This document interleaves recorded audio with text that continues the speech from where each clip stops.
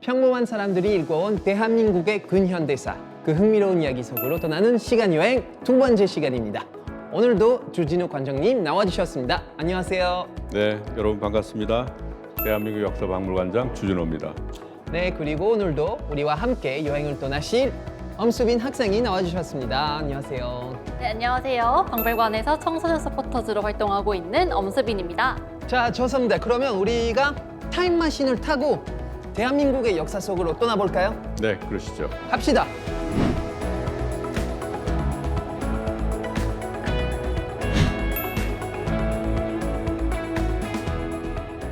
자, 1편이 유튜브에 올라왔더라고요. 근데 주변의 반응이 정말 좋았어요. 그 관장님이 너무 설명 잘 해주신다고 난리가 난 거예요. 그 혹시 그 주변에 뭐 가족분이라든지 뭐 친구분들 이제 영상을 보셨나요? 친구들이 영상을 보고 박물관에 BTS도 있어? 막 그런 반응도 있었고, 역사 하면은 정말 뭐 몸부림을 치면서 진짜 싫어하는 친구도 영상을 보고 한번 박물관 가보고 싶다 그런 말을 하더라고요. 성공했네요, 우리. 네, 그러면 다 두 분이 너무나도 잘해주셨고 박물관을 통해서 역사에 대한 흥미를 더 가질 수 있는 계기가 되면 너무 좋은 시간이 될 것 같아요. 네. 그래서 저희가 저번에 뭐 해방까지 1945년까지 이렇게 약간 살펴봤는데요. 오늘의 이야기는 그 후겠죠? 1945년부터 그리고 1987년까지 맞습니까? 네, 맞습니다. 제2부에 해당하는 시기인데 정말로 많은 그 사건들이 있었던 그런 격동의 시대라고 할 수 있겠고, 바로 그런 가운데서도 평화 그리고 민주 번영을 위해서 모든 분들이 열심히 노력했던 그런 시기라고 할 수가 있겠죠.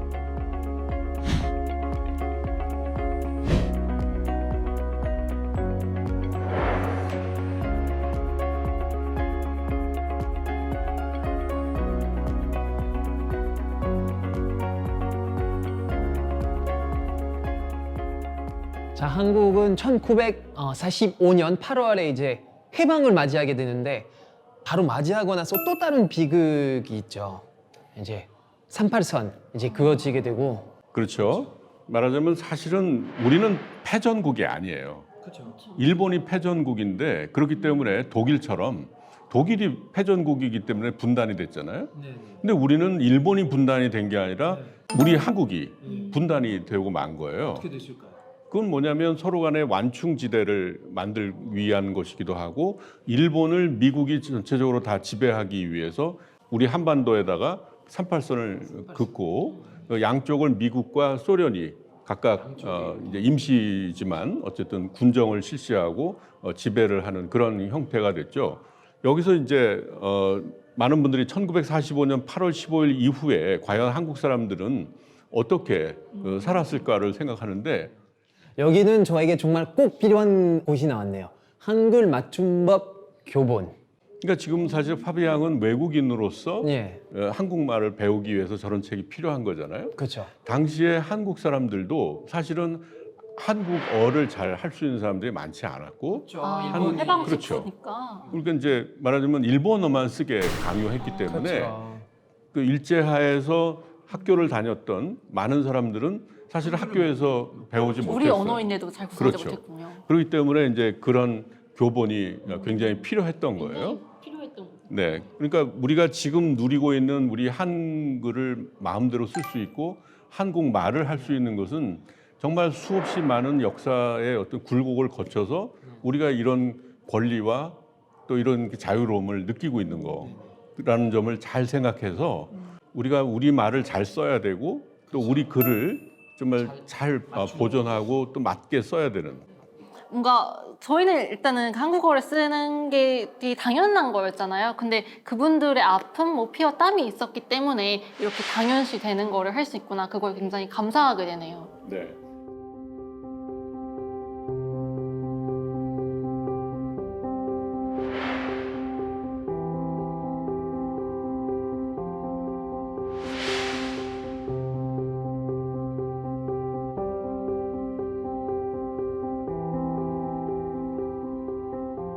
자, 해방을 맞이하고 대한민국 정부 수립되고 나서 얼마 되지 않아 이제 1950년에 6.25 전쟁이 벌어지네요. 어떻게? 네, 그렇습니다. 사실 이제 이 화면은요, 6.25의 과정을 이렇게 영상으로 보여드리는 잘 거예요. 보여주는.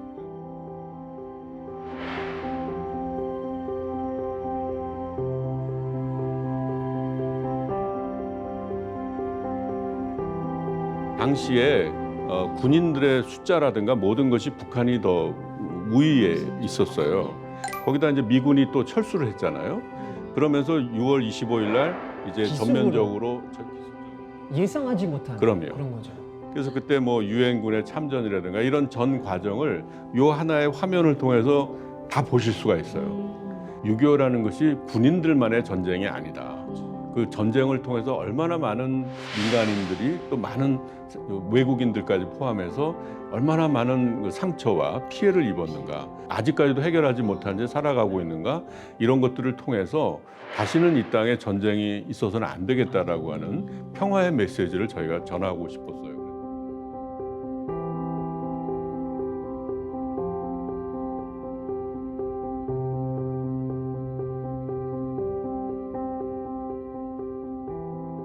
자, 우리는 이제 60년대로 왔네요. 보니까 약간 4.19 혁명에 관련한 자료들이 있네요. 뭐 이승만 대통령. 네. 그 이쪽에 오른쪽에 있는 그 포스터가 당시에 이제 1956년 포스터거든요. 그때 저쪽에 있던 야당 후보였던 신익희 후보는 선거 중에 돌아가셨어요. 그렇죠. 그런데 장면 후보가 부통령에 당선이 됐어요. 그래서 4.19가 일어났던 1960년에 있었던 선거의 그 자유당 포스터인데 여기 보면 이번에는 속지 말고 바로 뽑자 부통령. 사실은 어떻게 보면 그때도 똑같이 이 야당의 후보가 선거 중에 돌아가셨어요. 그러니까 사실은 당선이 거의 확실했기 때문에 굳이 부정선거 할 필요가 없었어요. 그런데 이기붕이라는 분을 부통령으로 뽑으려니까 근데 인기가 없었던 거죠. 그렇죠. 아예. 예. 그러니까 이제 그거를 극복하기 위해서 부정 선거를 너무나도 심하게 한 거죠. 그러니까 여기도 보면 뭐 트집 마라 건설이다 뭐 이렇게 하는데 사실 그 당시에 이제 야당의 구호가 바로 못 살겠다 갈아보자. 예.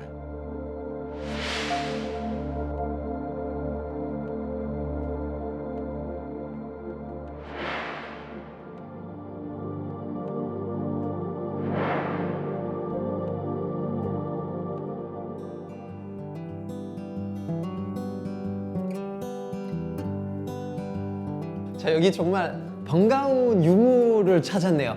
믿으실지 모르겠지만 프랑스에서 저희 집에서 골드스타 TV가 있었습니다. 그리고 프랑스에서 골드스타라는 브랜드는 정말 인기가 어마어마합니다. 프랑스까지 정말 먼 데까지 진출했네요. 엄청 많아요. 이제 그 금성이라는 브랜드를 이제 영어로 이제 골드스타로 해갖고 이제 전 세계에 수출을 한 건데 여기에 있는 것이 이제 라디오 그리고 텔레비전인데 우리나라에서 최초로 우리 힘으로 만들었던 라디오와 TV입니다. 전쟁으로 말하면 모든 것이 폐허가 됐던 나라고 또 미국의 원조를 받아야만 살아갈 수 있었던 그런 나라였는데 그 나라를 이렇게 네. 일으킨 빠른 시간 내에. 그렇죠. 굉장히 빠른 시간이죠. 정말 그분들의 그 노력이라고 하는 것은 우리가 얼마나 감사하게 생각해야 될지 이런 것들을 이런 공간에서도 생각하게 되고요. 또 어떻게 보면 이게 노동자들의 희생 위에서 이런 경제 성장이 이루어진 거죠. 근데 그런 것을 보여주는 자료들도 있습니다. 말하자면 이제 전태일이 당시에 대통령한테 보냈던 붙이지 못했던 편지도 있고 그래서 말하자면 하나의 그 밝은 측면 뒤에 또 그런 그림자가 있다는 거. 모든 것에 일장일단이 있듯이 빠른 시간 내에 이렇게 경제 성장한 반면에 이런 사건이 있었던 거 사실 잊지 말아야 합니다. 우리는. 그분들이 이렇게 피땀 흘려서 일을 해주셨기 때문에 저희가 조금 더 나은 세상에서 살 수 있겠네요.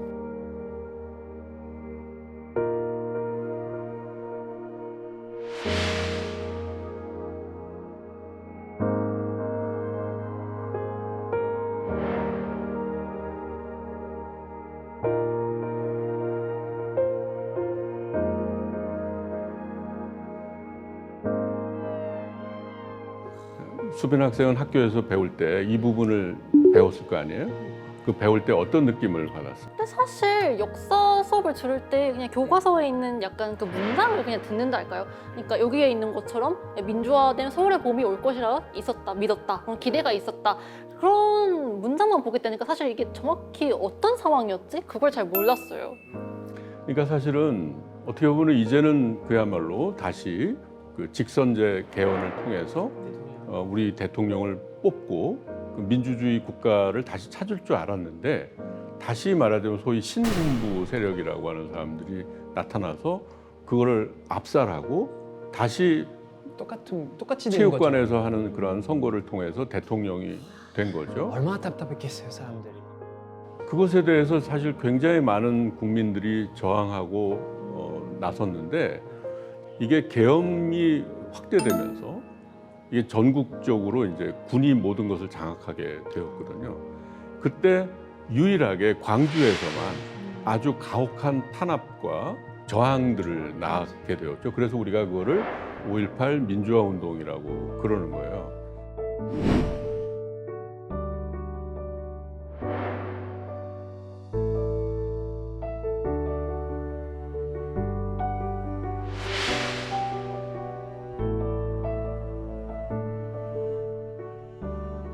보통 사람들이 그 당시에 겪었던 그런 5.18이라는 것이 무엇이었을까?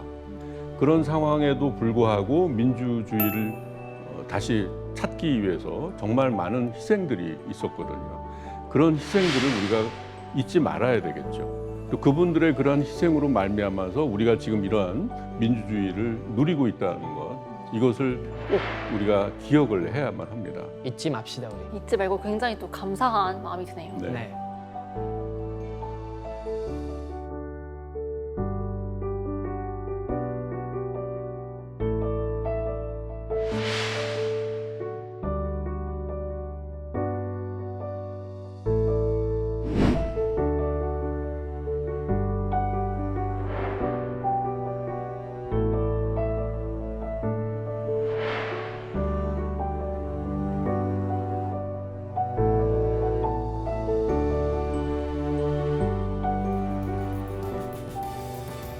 자, 우리는 이제 마무리할 시간이 왔네요. 관장님 덕분에 정말 흥미로운 얘기 많이 들었던 것 같아요. 어떠했어요? 되게 유익했고 사실 우리한테 지금 정치에 관해서 민주주의 이건 굉장히 당연한 거잖아요. 근데 그 당연하지 않았던 시대에는 정말 많은 사람들의 희생과 헌신이 있었구나.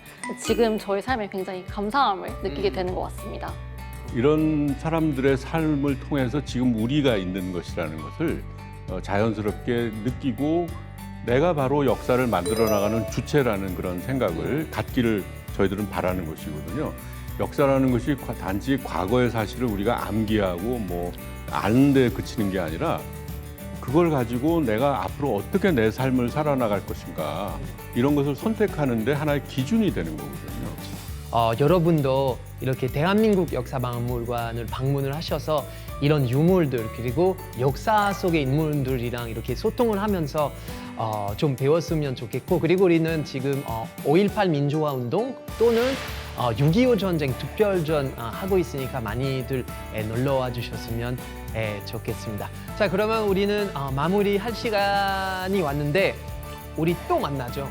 네, 3편에서 다시 만나죠. 네, 3편에서 다시 만나니까 여러분 구독, 좋아요 많이 부탁드릴게요. 자, 여러분 안녕히 계세요. 감사합니다.